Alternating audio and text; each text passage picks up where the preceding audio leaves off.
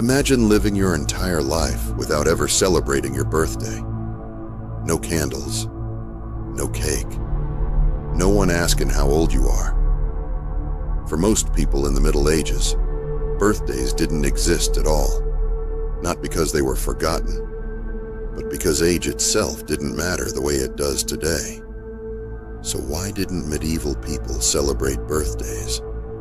And how did they even understand time without them? In the medieval world, time was not measured by numbers on a calendar. There were no wall calendars in homes, no clocks ticking in every village. Life was organized around natural cycles, the rising and setting of the sun, the changing of the seasons, the ringing of church bells. People didn't say, "I was born on June 3rd.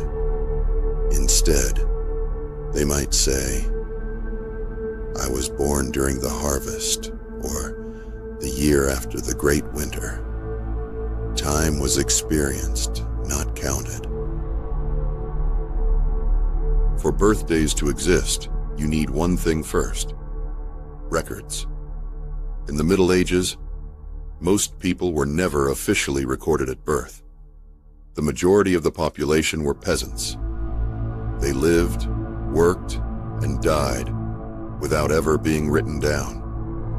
Only churches and monasteries kept written records, and even then, they focused on baptisms, not birthdays. And those records were usually for nobles, clergy, or people who mattered to the church. If you were born into a farming family, no one wrote down the day you entered the world. There was another reason birthdays were ignored. The medieval church didn't encourage them. Early Christian tradition viewed birthday celebrations as pagan customs. In fact, in early Christian texts, birthdays are often associated with kings, tyrants, and sinful rulers. Instead of celebrating birth, the church focused on death, specifically the death of saints. This is why saint days were important, not birthdays. People celebrated the day a saint died because it marked their entry into eternal life.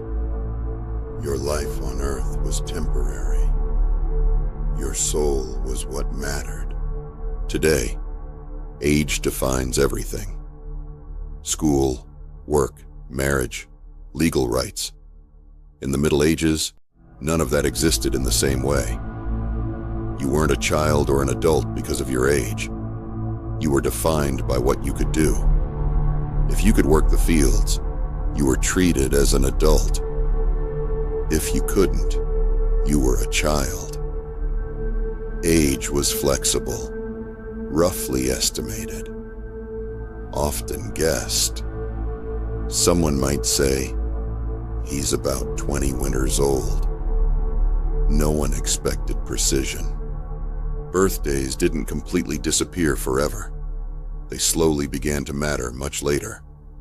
As governments grew stronger, they needed records, taxes, military service, inheritance. By the late Middle Ages and early modern period, birth records became more common. Nobles began tracking age for legal reasons. Eventually, common people followed. But even then, birthdays were not celebrations. They were information.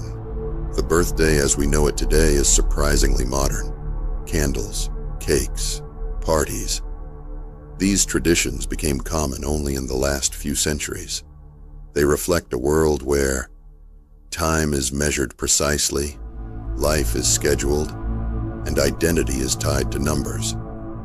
Something medieval people never experienced. For medieval people, life wasn't about counting years. It was about survival, faith, and seasons. They didn't forget their birthdays. They lived in a world where birthdays simply didn't matter.